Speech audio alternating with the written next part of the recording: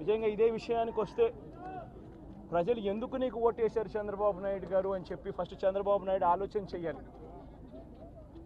ఒకవైపున వైఎస్ఆర్ కాంగ్రెస్ పార్టీ ప్రజల్లో వ్యతిరేకత వల్ల ఓడిపోలేదు, ప్రజలకు మంచి చేసి ప్రజలకు మంచి చేసి వైఎస్ఆర్ కాంగ్రెస్ పార్టీ ఓడిపోయింది. ఎందుకు ఓడిపోయింది అని అంటే చంద్రబాబు నాయుడు చేసిన మోసపూరిత హామీలకు ప్రజలు కాస్తో కూస్తో కొద్దిగా ఇదే ఆ 10% కాస్త అటువైపున షిఫ్ట్ అయ్యి చంద్రబాబు నాయుడు గారు అధికారంలోకి వచ్చిన పరిస్థితులు. మరి చంద్రబాబు నాయుడు అధికారంలోకి వచ్చిన తర్వాత ఈరోజు రైతులకు ఇస్తానన్న రైతు భరోసా 20,000 రూపాయలు ప్రతి రైతన్నకి ఇస్తానన్నాడు. వ్యవసాయం స్టార్ట్ అయింది, ఖరీఫ్ మొదలైంది, పంటలు వేగంగా వేస్తూ ఉన్నారు రైతన్నలు. ఇంతవరకు రైతు భరోసా 10,000-20,000 రూపాయలు ఇస్తానన్న దానికి అతి గతి లేదు. బడులు మొదలయ్యాయి. అమ్మఒడి కింద జగన్ 15,000 ఇస్తాను అని అంటే కాదు, చంద్రబాబు నాయుడు వస్తే ఎంతమంది పిల్లలు ఉంటే అంతమందికి ఇస్తాడు, ప్రతి ఒక్కరికి 15,000 ఇస్తాడు అని చెప్పారు. రాష్ట్రంలో 1 కోటి మందికి పైగా బడియీడు పిల్లలు ఉన్నారు. బడులు స్టార్ట్ అయ్యాయి.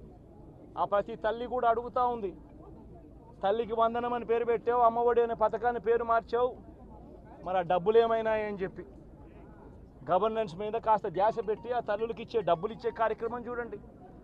రైతులకు ఇచ్చే రైతు భరోసా 20,000 ఇస్తామన్నారు, ఇచ్చే కార్యక్రమం చూడండి. ప్రతి అక్క చెల్లెమ్మకు 18 ఏళ్ళు పైబడిన ప్రతి అక్క చెల్లెమ్మకు ప్రతి ఒక్కరికి 1,500 రూపాయలు ఇస్తామని చెప్పారు. అంటే సంవత్సరానికి 18,000 రూపాయలు. రాష్ట్రంలో 4,12,00,000 మంది ఓటర్లు ఉండరని చెప్పి మొన్నలే లెక్కలు తేలాయి. అందులో దాదాపుగా 2,10,00,000 మంది మహిళా ఓటర్లే.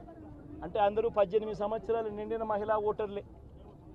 మరి 2,10,00,000 మంది ఈ మహిళా ఓటర్లందరూ కూడా 18 ఏళ్ళు నిండిన ఈ మహిళా ఓటర్లందరూ కూడా వీళ్ళందరూ కూడా ఈరోజు అడుగుతూ ఉన్నారు, 1,500 రూపాయలు ప్రతి నెల ఇస్తానన్నావు, ఏమైంది ఈ 1,500 రూపాయలు ఇచ్చే కార్యక్రమాలు అని చెప్పి అడుగుతూ ఉన్నారు. వాటి మీద ధ్యాస పెట్టే కార్యక్రమం చంద్రబాబు నాయుడు చేయాలి. ఇవేవి కూడా చేయకుండా కేవలం భయాందోళనలు క్రియేట్ చేయాలి, రాష్ట్రంలో రావణ కాష్టం సృష్టించాలి, దొంగ కేసులు పెట్టాలి, ఇరికించాలి, ఆస్తులను ధ్వంసం చేయాలి. వైఎస్ఆర్సీపీ అభిమానులైనా, వైఎస్ఆర్సీపీ కార్యకర్తలైనా, వైఎస్ఆర్సీపీకి ఓటు వేసిన వారైనా కూడా ఎవరిని కూడా ఉంచకూడదు అన్న దుర్మార్గపు ఆలోచనలతో అడుగులు ముందుకు వేయడం అతి హేయమైన రాజకీయం అని కూడా ఈ సందర్భంగా తెలియజేస్తా ఉన్నా.